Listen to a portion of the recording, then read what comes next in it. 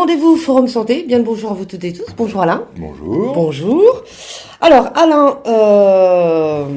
par moment, on se dit alors, tout dépend, ça peut être un jeu de mots, comme on l'entend. Il faut savoir prendre notre souffle, souffler un peu.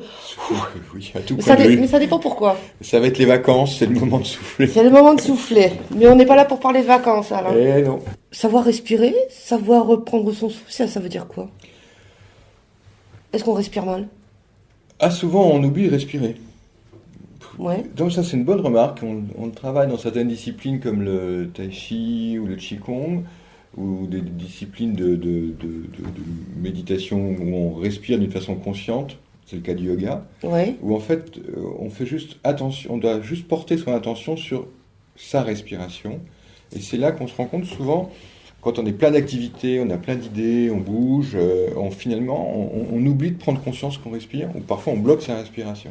Ouais. Ça c'est une démarche que je propose de temps en temps à faire. Et aussi, bien souvent, on voudrait pouvoir respirer, mais on a le nez bouché, on a le nez qui coule, on éternue. Et là, ça gêne la respiration. On voit beaucoup de personnes, eh bien voilà, allergie, la goutte au nez, les yeux qui piquent, qu'est-ce qui se passe là?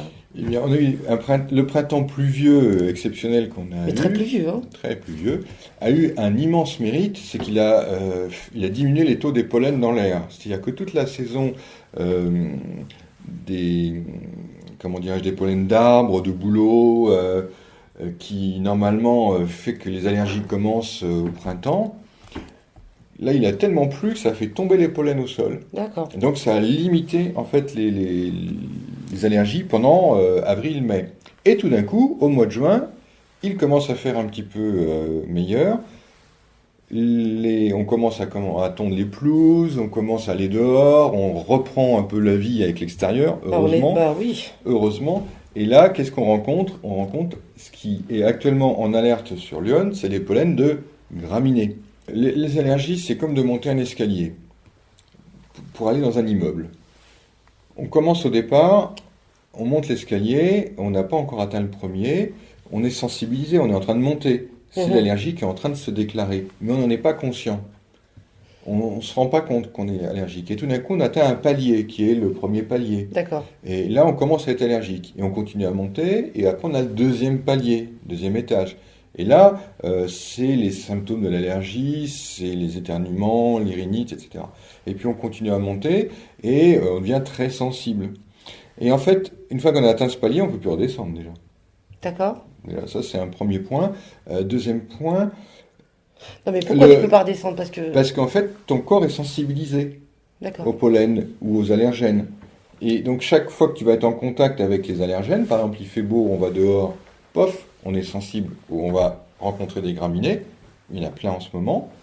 Donc, si on est allergique aux graminées, on va éternuer, on va avoir les yeux qui vont couler, on va avoir les symptômes de l'allergie.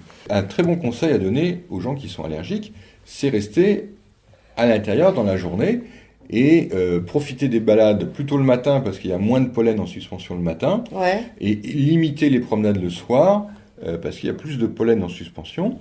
On va éviter aussi, on va faire comme ça pour le linge, ça a fait hurler les ménagères malheureusement, c'est que le linge, il faut éviter de le faire sécher l'après-midi et le soir parce que c'est là où il va récupérer le plus de pollen sur lui. Tu fais comment? Voilà, je sais pas. Hein, bon, c'est un grand débat. Et puis... je donne aussi un conseil au passage, puisqu'on parle d'être dehors. Vous allez vous promener, vous rentrez chez vous. Eh bien, si vous allez prendre, surtout si vous êtes allergique, plutôt une douche le soir, vous rincez les cheveux, ou vous lavez les cheveux, pour faire tomber le pollen. D'accord. Comme on se lave les cheveux, le corps, le soir pour faire diminuer le taux de pollen, on se lave aussi le nez.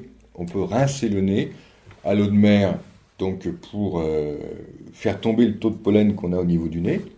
Et aussi, on peut utiliser des nouveaux produits comme le Stérimar manganèse ou le Stérimar soufre ou le lactisoufre, qui sont des eaux qui contiennent des oligoéléments qui vont aider à réparer la muqueuse nasale et à la rendre moins sensible à la réaction allergique. Ça existe. Vous demandez conseil à votre pharmacien qui vous donnera ça. Et puis, comment préparer justement la lutte contre ces fameuses allergies qui prennent des proportions aujourd'hui, de plus en plus de personnes sont concernées. la grande nouveauté cette année, c'est la désensibilisation. Donc ça, on le connaît depuis des années, ça consiste à donner par injection un petit peu d'allergènes progressivement pour habituer la personne à cette... J'en ai beaucoup entendu parler cette année. Voilà. Pourquoi on en parle beaucoup cette année? Parce qu'il y a il y a 2 médicaments qui sont sortis, mais en particulier un qui est intéressant, c'est pour la première fois la possibilité de faire une désensibilisation avec des comprimés. Des comprimés à avaler. Donc ça, c'est absolument génial parce que ça simplifie terriblement le traitement de la désensibilisation, qui était autrement très complexe. Il fallait faire des préparations, faire des injections tous les jours ou toutes les semaines. Enfin, c'est assez compliqué.